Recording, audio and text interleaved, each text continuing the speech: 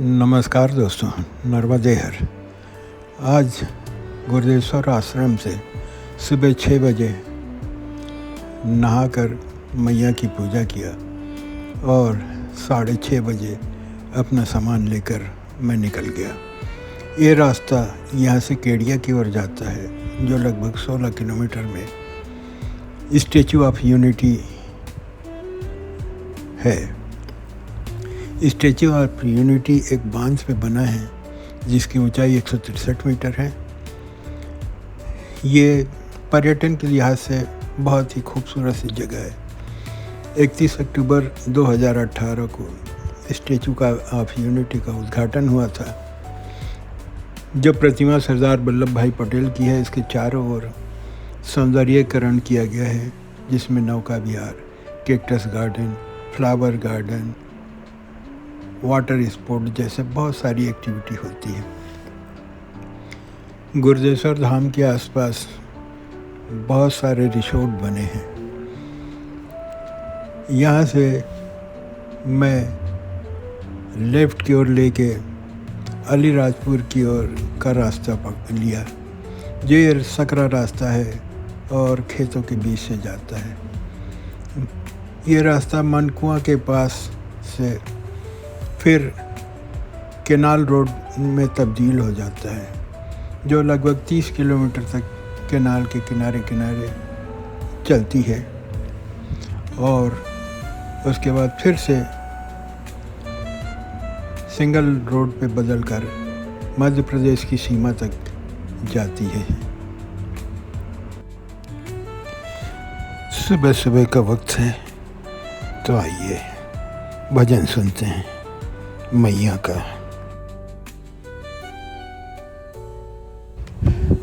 इस रास्ते से मैं कुआट गांव तक जाऊंगा। उसके बाद से केनाल रोड शुरू होगी। केनाल के दोनों तरफ रास्ते बने हुए हैं, जिसे आवागमन सुचारू रूप से चलता है। यह सरदार सरोवर की मुख्य नहर है। इसकी लंबाई 532 किलोमीटर है। इस 532 किलोमीटर में 458 किलोमीटर गुजरात में और 74 किलोमीटर राजस्थान में है। इस नहर की 42 मुख्य शाखाएं हैं। उन शाखाओं से 21 लाख हेक्टेयर में पानी की सिंचाई होती है। 9,000 गांव और 173 शहरों में पीने के पानी की सप्लाई होती है। इस नहर से सिंचाई के अलावा drinking water facility, hydro electric facility और सोलर एनर्जी सिस्टम जैसी कई सारी सुविधाएं संचालित होती हैं।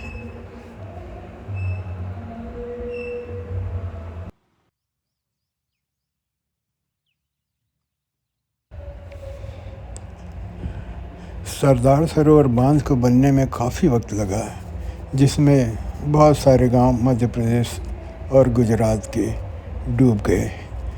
सबसे ज़्यादा विस्थापित लोग मध्य प्रदेश के हरसद से हुए थे, जिसके लिए काफ़ी आंदोलन भी हुआ था।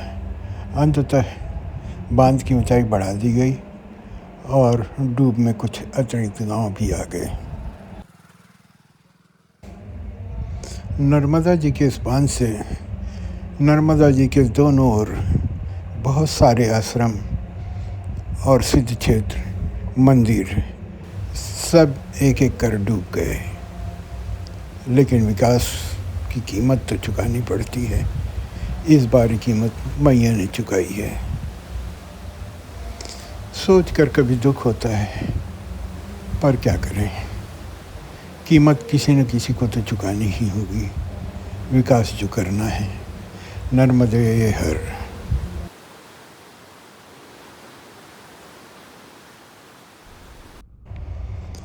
इस रास्ते से मैं छकताल तक जाऊंगा, जो गुजरात और मध्य प्रदेश की सीमा पर स्थित है। वहाँ से आगे मैं अलीराजपुर, कुक्षी होते हुए मैसूर तक जाने की कोशिश करूँगा।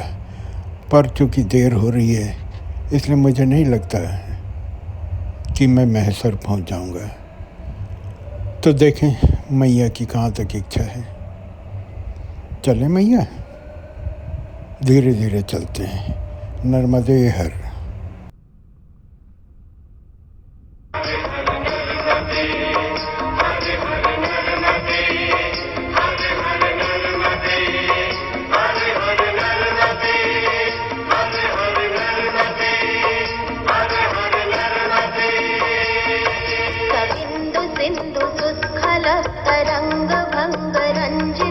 विशस्तु पाप जात जात कारी वारि संयुतम कृतांत दूत काल भूत भीतिहारि वरुमने त्वदीय पाद पंकजम नमामि देवी नर्मदे। त्वदीय पाद पंकजम नमामि देवी नर्मदे। त्वदीय पाद पंकजम नमामि देवी नर्मदे। शाम होते होते मैं शुक्लेश्वर महादेव पहुंच गया हूँ।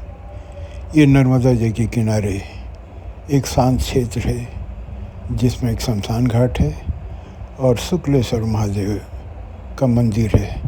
चारों ओर सघन जंगल है और ये 100 दाह का शेड है।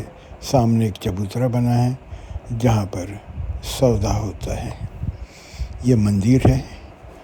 मंदिर के चारों ओर ऑलमोस्ट घना जंगल जैसा है जहाँ पर आज मैं विश्राम करूँगा। मुझे इस जगह के बारे में नहीं मालूम था। मैं धर्मपुरी में रुका था, तभी एक सज्जन एक बच्ची के साथ मेरे पास आए। उन्होंने कहा कि यहाँ से 4 किलोमीटर दूर चले जाओ, एक शिव मंदिर है, आज रात तुम्हें वहाँ रुकना है। मैंने इसे मैया की आज्ञा समझा और चले आया है। यही बात मैंने यहाँ पे के एक अघोरी जो साधु हैं, अकेले रहते हैं अपने सेवक के साथ, उन्हें बताया है। उन्होंने कहा मैया की इच्छा है तो आज आप अकेले जाकर उस मंदिर पर रुकिए, आज यहाँ कोई परिक्रमावासी नहीं है। मैंने स्नान किया, मंदिर पे आके मैया का पूजन किया, आरती किया और यहाँ पर बैठ के ध्यान लगाया। चारों ओर चिड़िया की चहचहाहट गूंज रही है, इसलिए शायद इसे चिड़िया संगम कहा जाता है। यहाँ एक मंदिर है, मंदिर में शिव जी हैं, भैरव और हनुमान जी हैं। यहाँ पर कोई परिक्रमावासी नहीं रुका है। कभी कभी कोई रुक जाता है, लेकिन आज तो कोई नहीं है। आज तो सिर्फ मैं हूँ अकेले।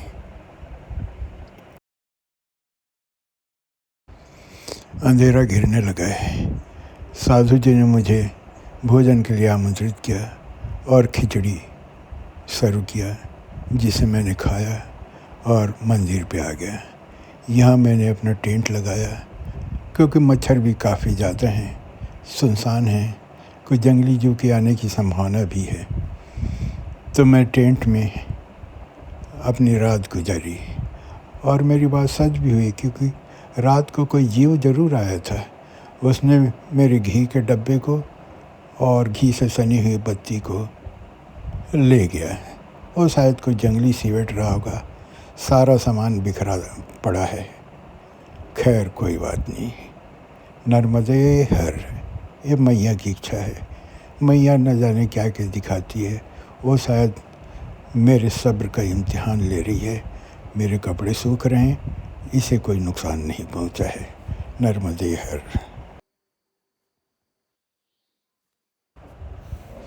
सुबह उठकर मैंने अपनी दिनचर्या पूरी की, अपना खुद का वीडियो बनाया ताकि बुढ़ापे में इसे दोबारा देख सकूं। मैंने अपना सामान बांधा, स्कूटर तैयार किया और अगली यात्रा की ओर निकल पड़ा। नर्मदे हर।